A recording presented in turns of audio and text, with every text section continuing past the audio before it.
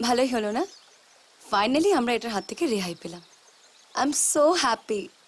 আবার আমি আমার নর্মাল লাইফে ফিরে যেতে পারবো। তুমিও তাই না? হ্যাঁ।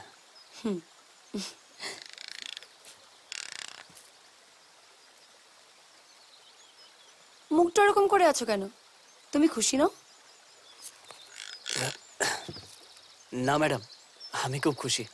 আবার বিয়েতে, অন্নপ্রাশনে, বার্থডেতে গান গাইবো, সানাই বাজাবো। আমার দলের লোকরা রাজু, মন্টু, চন্দ্রদা, ভোলাদা আমাকে না দেখতে পেয়ে অনেক মন খারাপ করে আছে। ওরা তোমায় খুব ভালোবাসে না?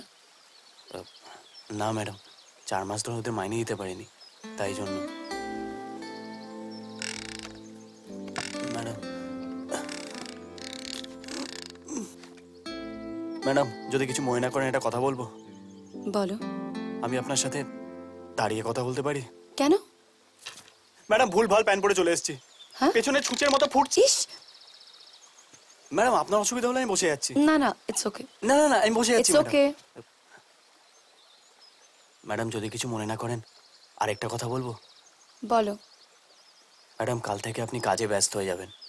ফটোশ্যুট, শপিং, ইন্টারভিউ, শুটিং, আপনার তো সময়ই থাকবে না। একটা অনুরোধ করবো আপনাকে। বলো।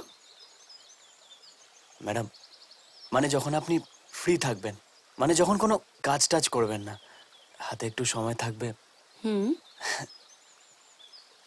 আমার কথা মনে করবেন। হরি তুমি এইভাবে বলছো কেন? যেন আমাদের আর দেখাই হবে না, জীবনটা যেন আজই শেষ হয়ে যাবে। আপনার না হলেও আমার হয়তো হয়ে যাবে। মানে?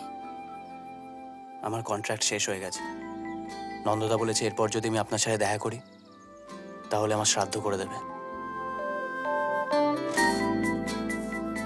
তা সত্ত্বেও তুমি আমার সঙ্গে দেখা করতে এসেছো? মরতে তো একদিন হবেই, হয় নন্দদার হাতে নয় রোগে ভুগে। কিন্তু স্বপ্ন ছোঁয়ার যে সুযোগটা আমি পেয়েছি সেটা হারাই কি করে?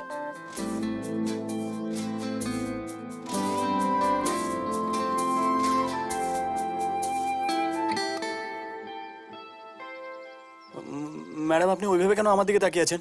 আমি কিছু ভুল করে থাকলে আমায় ক্ষমা করে দেবেন ম্যাডাম। আমি সেভাবে কিছু বলতে চাইনি ম্যাডাম। আজকে আপনার সাথে আমার লাস্ট দেখা, সেই জন্যই আমার মুখে যা এসছে তাই বলে গেছি ম্যাডাম। আপনার তো সময় নেই। কোথাকার কি হরিপদ, আপনি কেন ভাবতে যাবেন বলুন? হরি নিজেই বকবক করে যাবে নাকি আমার কথা শুনবে?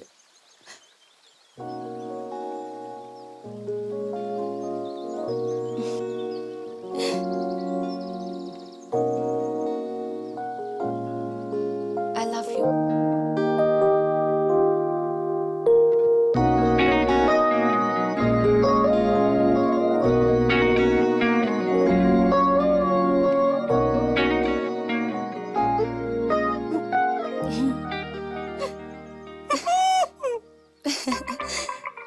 ম্যাডাম আমি জানি এটা ড্রিম সিকোয়েন্স, কিন্তু এই সিনটা যেন শেষ না হয়।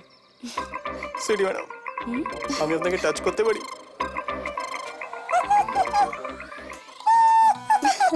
সোনা আজ শেষ করো দিন গোনা, বুঝো কেন